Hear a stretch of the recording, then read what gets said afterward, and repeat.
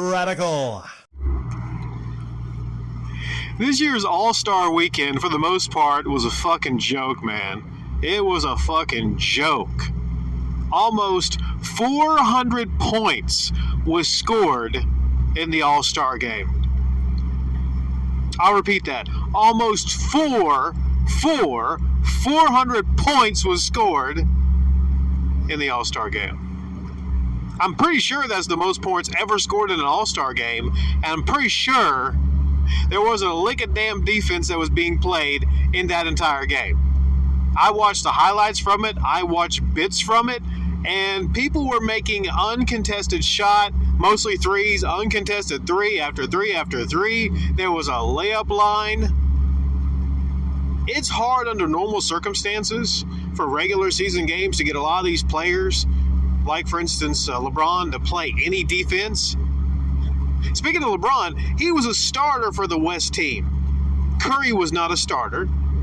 The Warriors and the Lakers are about around the same in the standings.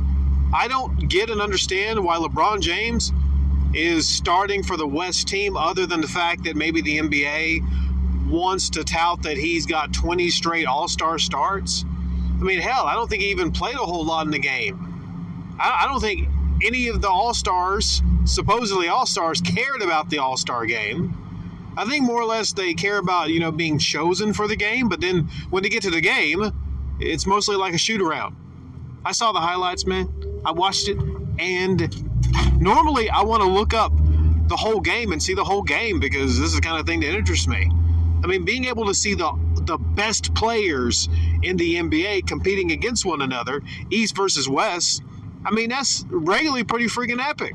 Used to be back years ago, but now it's just a fucking joke, man. Just a fucking joke. Like, how do you fix it, though? Damian Lillard, he was the MVP. He was actually not, he didn't score the most points of the game. I think Karl Anthony Towns scored the most points at 50, which is, that's crazy. But no, so they asked Damian Lillard about, the competitiveness and how things can be fixed, and he acted coy in the answer. I'm thinking, this is one of the players, the prominent players on the court right then. You could have did a lot to fix it right there, motherfucker. You could have started to try to play a little bit of defense. Not a whole lot.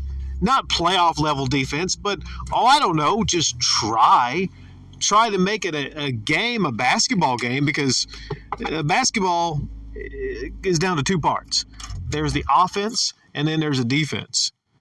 If you do not have any defense, then you don't have any game. You don't have any competitiveness. The competitiveness is just basically to see who can hit more threes and who's the better shooting team. Defense is not even a factor there. No one on that court, man. It's like no one on that court gave a damn. Now, some people I've seen defend this by saying, well, do you really want players playing their hardest, players that maybe are even fighting through a little bit of mild injuries? Do you want to see them get injured?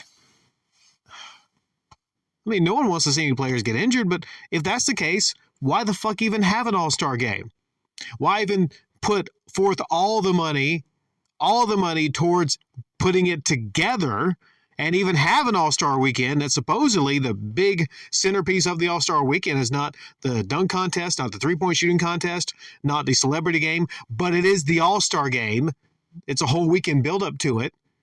And that's arguably the worst part of the weekend is that, whatever the hell that was. The weird thing is, it took a WNBA player of all things to save the weekend. Isn't that crazy? A WNBA player to save the weekend. Lonsko, I forget what her name is, from the WNBA, took on Steph Curry in the three-point shooting contest. And that was actually competitive. That was a couple minutes of competitiveness. And you know what? You might laugh, but she's damn good. She got close to tying Steph Curry, greatest shooter of all time. I think he had 29, she had 26. So it was very close. A lot of people were saying, hey, make this a rivalry, running back next year. So that was actually kind of cool right there. It was actually kind of cool. The celebrity game, it was a lot more competitive than the actual All-Star game. You had football players in there like Micah Parsons, C.J. Stroud. It was broken down into teams, Team Stephen A versus Team Shannon. Yeah, the worst part of the weekend was actually the actual supposed travesty joke of a fucking game, man. A lot of people build up to this. A lot of people were looking forward to this year. Hell, the teams are already on vacation. So basically they're seeing it like a vacation. They already have time off to get ready for the All-Star game. And they're just not even taking it seriously.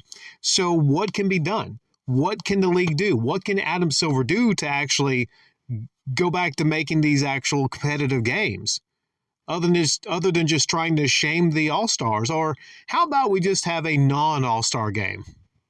I know it sounds kind of lame, but how about you have East versus West, but it's overlooked players that maybe never even get to play, non-starters, an All-Star game with non-starters. I know it sounds weird. Like, why would you even tune in to see? Like, I would tune in to see that more than I would fucking Luka and LeBron and Kevin Durant and Steph Curry and all them actually not care about a game. Basically just hanging out on the court together. There was one bit of defense play in the game.